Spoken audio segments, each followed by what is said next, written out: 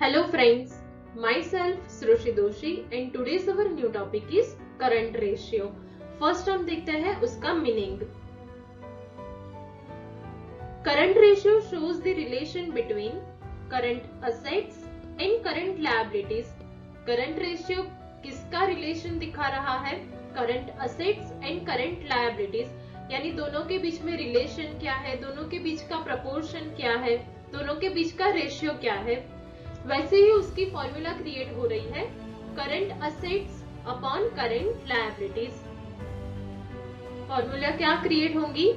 Current assets upon current liabilities. क्यों? क्योंकि वो किसके बीच का रिलेशन है? Current assets and current liabilities. अब हम देखेंगे कि करंट असेट्स में क्या इंक्लूड हो रहा है एंड करंट लायबिलिटीज में क्या इंक्लूड हो रहा है. First one current assets, current investment, stock जिसमें से लूज टूल्स डिडक्ट हो जाएंगे, trade receivables, cash and cash equivalent, short term lending and advances, expenses paid in advance, incomes outstanding and taxes paid in advance. यानी current assets means जो assets easily cash या cash equivalent में convert हो सके उसे हम बोलेंगे current assets. Now current liabilities. अब करंट लायबिलिटीज, करंट लायबिलिटीज में क्या क्या इंक्लूड होगा? करंट लायबिलिटीज यानी such liabilities which are payable within the time period of 12 months. उसमें क्या इंक्लूड हो रहा है?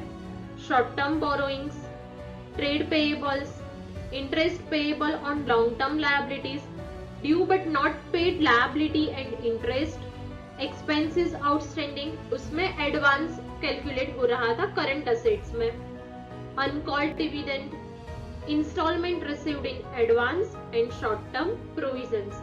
अब हम इसका एक एग्जांपल देखेंगे. From the following information of S company limited calculate current ratio. Current ratio की फॉर्मूला क्या थी? Current assets upon current liabilities. अब करंट असेट्स हमें फाइंड करनी होगी और करंट लायबिलिटीज फाइंड करनी होगी. फर्स्ट हम देखते हैं हमारे पास कितनी करंट असेट्स है.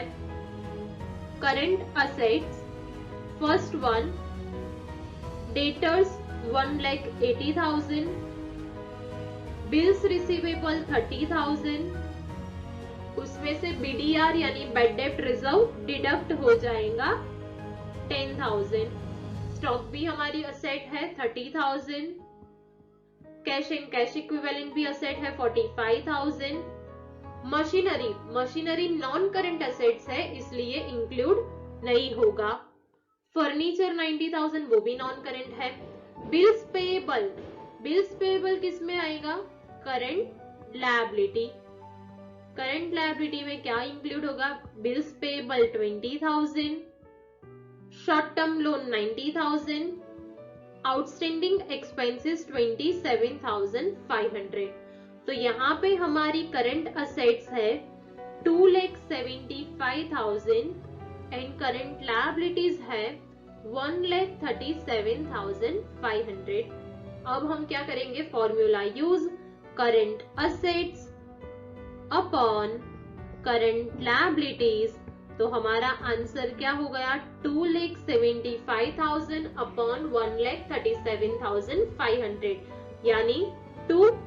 अब यहाँ पे करंट रेशियो में जो भी आंसर आ रहा है उसमें 1:1 पुट करना है. 2:1 हमारा फाइनल आंसर. सम नंबर 2 दूसरा एक एग्जांपल देखते हैं. यहाँ पे हमारे पास है from the following information of T company limited find out current ratio. Now यहाँ पे करंट असेट्स दी है 1,50,000 और वर्किंग कैपिटल दी है 60,000. दैट मीन्स हमें क्या पहले फाइंड करना होगा? Current liability. करंट लायबिलिटी तो वर्किंग कैपिटल की फॉर्मूला है current assets minus current liability. Working capital is equal to current assets minus current liabilities. तो हमारे पास वर्किंग कैपिटल है 60,000 is equal to 1,50,000 minus current liabilities. तो करंट लायबिलिटी क्या होगी? 1,50,000 -60,000, तो हमारे पास करंट लायबिलिटी आ गई 90,000। अब हमारे पास करंट असेट्स भी है, करंट लायबिलिटीज भी है। Formula current assets upon current liabilities 1,50,000 upon 90,000 divide करेंगे तो आंसर आएगा 1.67। मैंने अभी बोला आंसर में क्या पुट करना है, 1:1, तो हमारा आंसर हो गया 1.67:1। तो फॉर्मूला क्या है, current assets upon current liabilities. किसके बीच का रिलेशन है, current assets and current liabilities के बीच का रिलेशन है। आंसर में क्या आएगा, 1:1।